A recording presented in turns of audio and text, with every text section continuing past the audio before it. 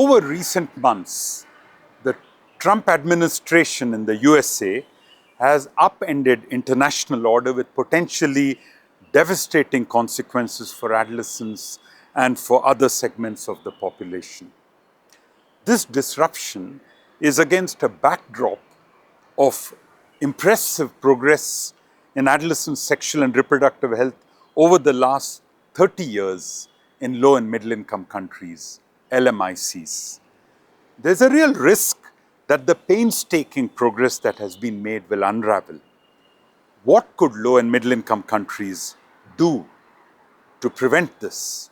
What is it that they can do to move from the position of victim or passive recipient of someone else's actions to take charge of their destinies? That is the focus of my presentation. Namaste. My name is Chandra-Mouli.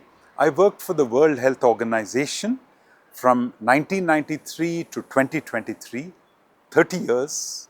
I retired from this great organization in August 2023. I continue to work on adolescent sexual and reproductive health and rights on my time and on my terms and on issues that interest and concern me.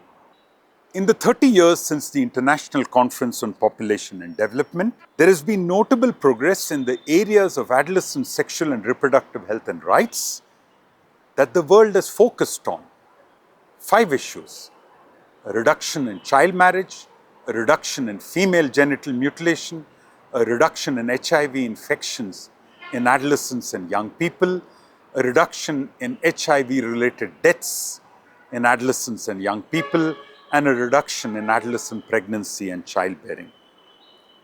This impressive progress is because of actions taken from the global to the local level by different players.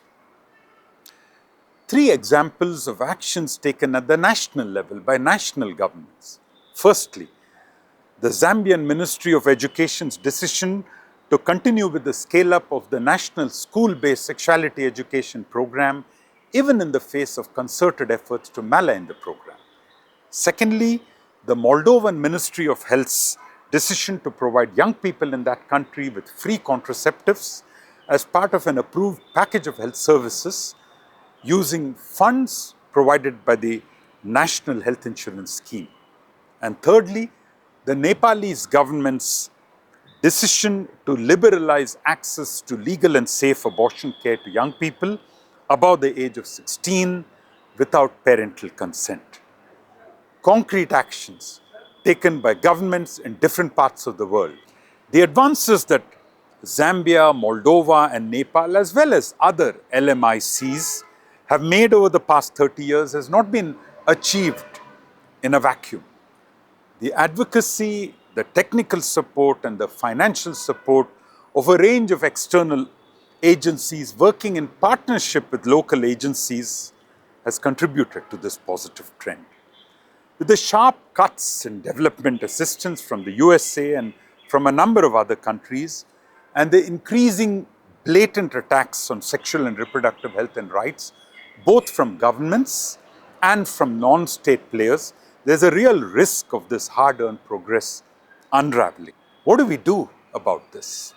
In response to these developments, these unwelcome developments, these unanticipated developments, there's been a flurry of articles by public health leaders from LMICs challenging their political leaders and their government officials to do more. They call for an ambitious set of actions. 5 points. Firstly, to redefine program priorities in response to local needs and problems informed by epidemiology, informed by science, and not just opinion.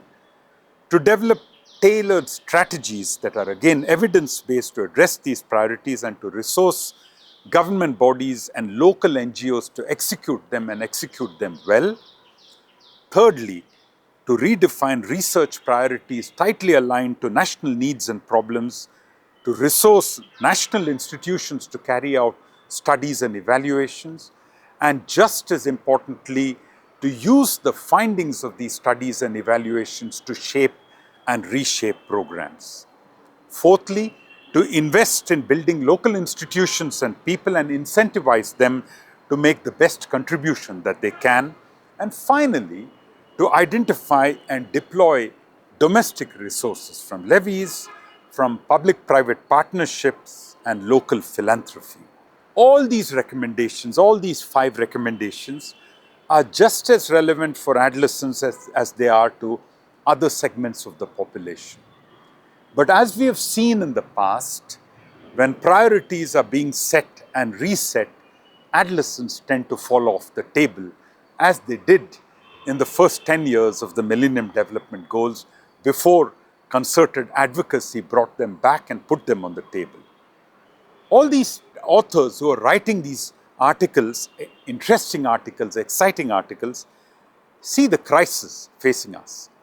But they also see this as an opportunity to change the status quo, to change the way things have been done for so many years.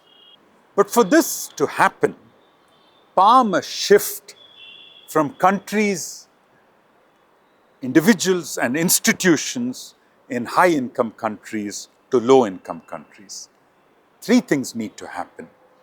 Individuals and institutions from high-income countries must recognize that they have power and privilege, and they must work as allies and accomplices and not slip in easily into the leadership roles that they have been used to.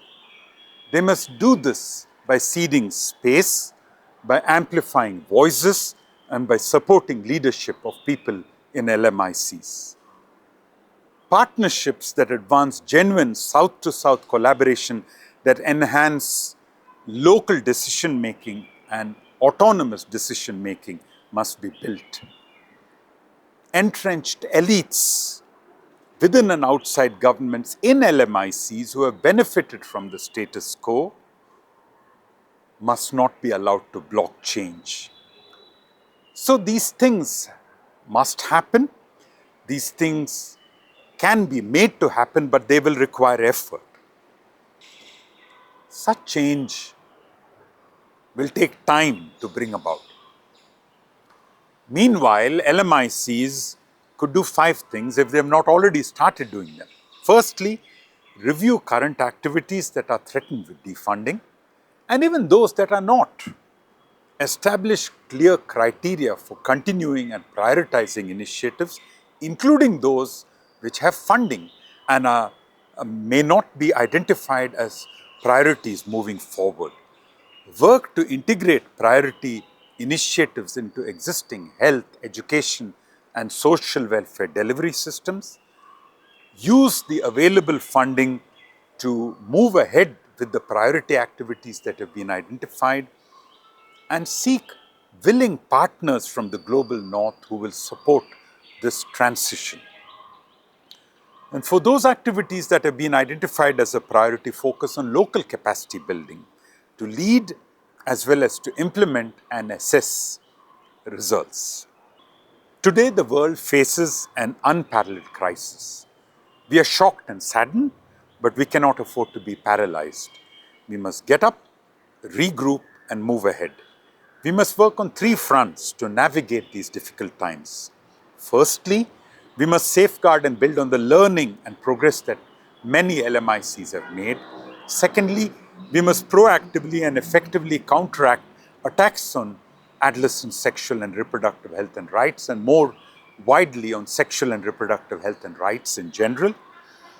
And we must join forces with allies in the global south and in the global north who are committed to adolescent health, but not just that, committed to advancing social justice and autonomy and leadership in low and middle income countries.